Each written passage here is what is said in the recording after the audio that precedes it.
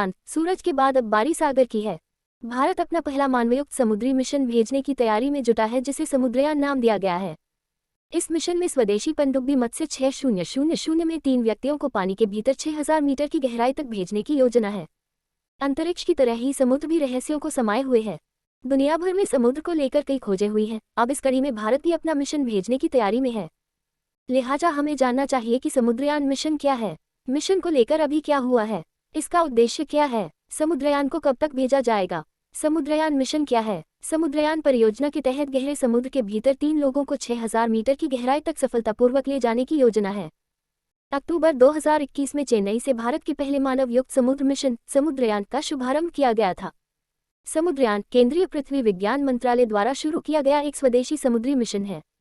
इस पूरी समुद्रयान परियोजना के लिए 6000 करोड़ रुपए आवंटित किए गए हैं। इसमें लगे वाहन को मत्स्य 6000 नाम दिया गया है, जो टाइटेनियम धातु से बना है। इसका व्यास 2.1 मीटर है। ये यान 3 लोगों को समुद्र की गहराई में ले जाने में सक्षम है।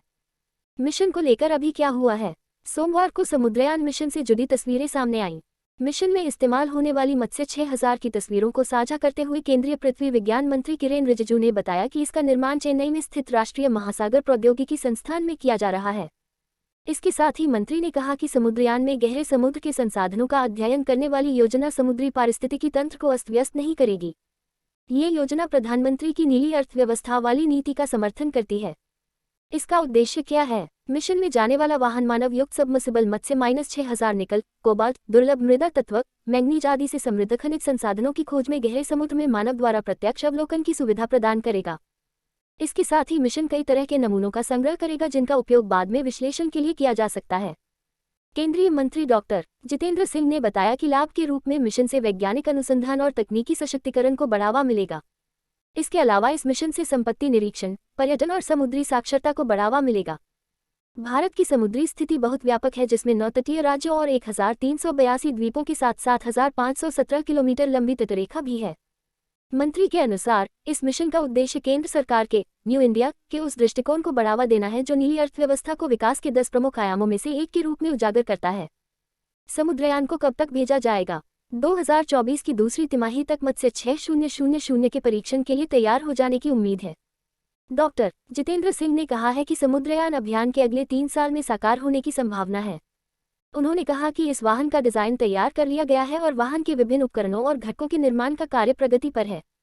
यह मानव सुरक्षा के लिए सामान्य संचालन के अंतर्गत 12 घंटे और आपात स्थिति में 96 घंटे की धारण क्षमता रखता है। बता दें कि केंद्र ने 5 साल के लिए 4077 करोड़ रुपए के कुल बजट में गहन सागर मिशन को स्वीकृति दी थी।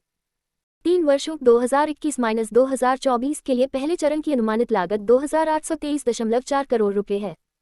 प्रधानमंत्री नरेंद्र मोदी ने 2021 और 2022 में लगातार 2 वर्षों के अपने स्वतंत्रता दिवस के संबोधन में गहन समुद्र अभियान डीप सी मिशन का उल्लेख किया था।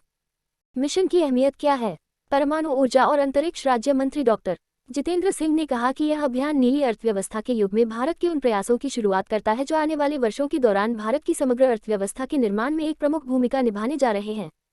वहीं अक्टूबर 2021 में इस मिशन पर काम करने की शुरुआत के साथ ही भारत अमेरिका, फ्रांस, रूस, जापान और चीन जैसे उन्नत प्रौद्योगिकी वाले देशों की फहरिस्त में शामिल हो गया था। अधिक जानकारी के लिए हमारे चैनल को सब्सक्राइब करें। सरकारी इन्फो की अधिक खबरों के लिए बने रहें। कृपया लाइक सब्सक्राइब करें। ऐप के बारे में अधिक जानने के लिए हमसे मिलें और ट्विटर, फेसबुक और इंस्टाग्राम के माध्यम से @अमंडी सरकारी को फॉलो करें।